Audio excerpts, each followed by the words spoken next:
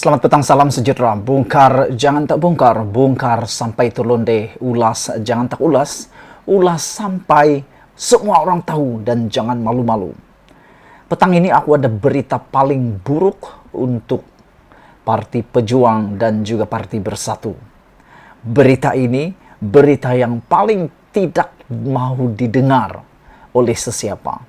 Termasuk Parti Pejuang dan juga Parti Bersatu. Di dalam pendedahan terkini, satu perkara yang luar biasa bakal terjadi. Keputusan yang bakal terjadi yang amat luar biasa kepada Parti Pejuang dan juga Tun Mahathir. Diucapkan salam duka cita buat Tun Mahathir. Apabila dalam ulasan kali ini, tajuk ulasan pas untung, tapi Pejuang dan Bersatu akan habis pada PRU 15. Itu kata-kata daripada Tun Daim. Beliau mengatakan PAS akan mendapat untung dalam PRU 15 akan datang akibat daripada perpecahan dalam Pakatan Harapan dan juga Barisan Nasional BN, kata Zainuddin Dain Zainuddin. Bekas menteri itu memberitahu The Malaysian Insight bahawa beliau juga menjangka parti dalam PH akan kehilangan sebilangan kerusi. Pembangkang tidak akan dapat majoriti kerana DAP akan kehilangan sebilangan kerusi sementara PKR akan kalah lebih lagi, katanya lagi. Bagi Pejuang pula, Daim mengatakan beliau rasa sudah habis dan begitu juga dengan Bersatu. Jadi selama ini, baru-baru ini kenyataan daripada Parti Pejuang melalui timbalan presidennya iaitu Marzuki, beliau mengatakan bahawa Parti Pejuang akan menjadi kerajaan. Mereka mengharapkan Pejuang akan menjadi kerajaan dan bukan sekadar kingmaker. Dan dalam kata-katanya yang begitu angkuh, saya rasa angkuh, mengatakan bahawa mereka menolak kepimpinan Anwar Ibrahim di dalam kemah besar yang diwar-warkan sebelum ini. Jadi ini bertentangan dengan ramalan oleh Tun Daim ini. Kerana Tun Daim mengatakan Parti Pejuang akan habis pada PRU 15. Begitu juga dengan Parti Bersatu. Ini bermaksud apa yang difikirkan oleh Parti Pejuang, pemimpinnya iaitu timbalan Presiden Parti Pejuang sendiri, bahawa Parti Pejuang bakal boleh menjadi kerajaan dengan memenangi 112 kerusi dan mereka juga berhasrat untuk bertanding di 120 kerusi parlimen. Ini akan membawa kepada satu perkara yang luar biasa.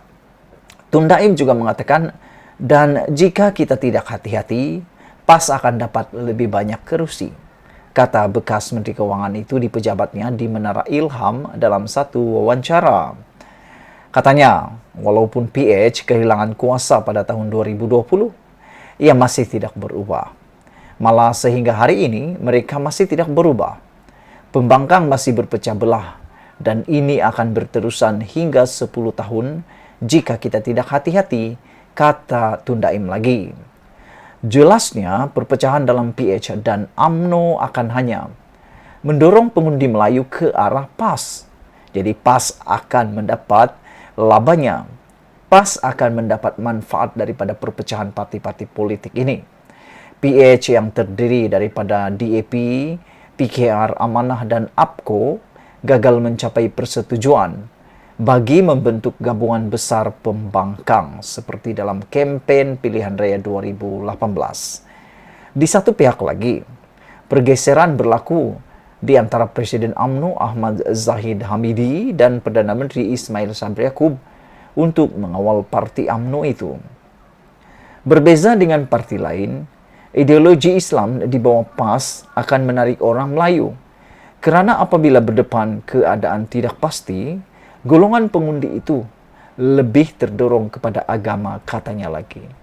Apabila orang Melayu semakin tua, mereka juga mula berfikir tentang Allah dan bagaimana PAS menjadi penyelamat mereka, kata tokoh Kedah itu.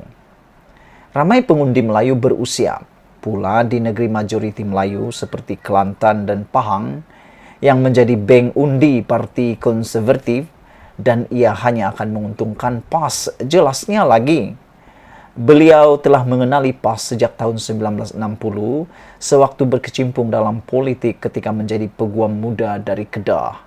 Namun, Tun Daim juga melihat parti itu sudah berubah. Selepas mengecap kuasa, apabila menyertai pentadbiran Perikatan Nasional. Ini bukan PAS yang saya kenal pada tahun 1960-an lagi, kata Tun Daim. Ini PAS yang mahu kuasa kerana mereka sudah mengecap kuasa. Dengan kata lain, dengan makna lain, Tun Daim mengatakan PAS sudah merasa betapa aman nikmatnya berkuasa. Jadi dia kata PAS bukan seperti 1960-an lagi. Dia sudah berubah dan sudah berubah. Selain itu, beliau juga mengatakan, saya masih rapat dengan mereka, tetapi saya tolak usaha mereka ambil alih pentadbiran negara.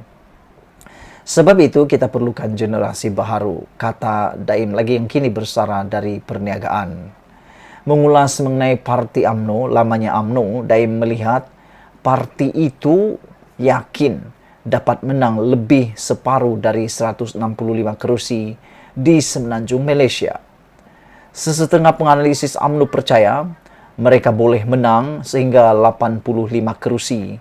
Tapi itu bermaksud mereka perlukan Sabah dan Sarawak, katanya lagi. Sebelum kita berpisah, mari kita ulas tentang isu ini.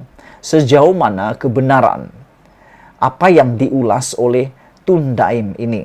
Apabila beliau mengatakan PAS akan untung, tapi Pejuang dan Bersatu habis pada PRU 15 akibat daripada perpecahan yang berlaku di dalam Parti UMNO Barisan Nasional dan juga Pakatan Harapan itu sendiri. Pada pendapat saya, mungkin PAS akan menikmati keuntungan, tapi jangan dilupa, Tun Daim mungkin terlepas pandang bahawa walaupun PAS sudah berubah wajah seperti yang dia dakwa, tapi para pengundi juga telah menjadi matang. Bukan lagi para pengundi seperti dulu-dulu. Betullah dikatakan oleh Tun Daim tadi, para pengundi makin menjadi tua, tapi tuanya itu tidak sama dengan tua yang dulu-dulu. Dan yang harus diingat juga, pengundi-pengundi muda undi 18 bertambah berjuta-juta. Ini akan mempengaruhi parti politik, undi parti politik. Adakah golongan muda ini akan mengundi parti PAS? Itu persoalan paling besar. Sila tinggalkan komen Anda. Untuk isu kali ini, Malaysia kita punya. Kita jaga sama-sama cintai Malaysiaku. Kita jumpa lagi. Bye-bye.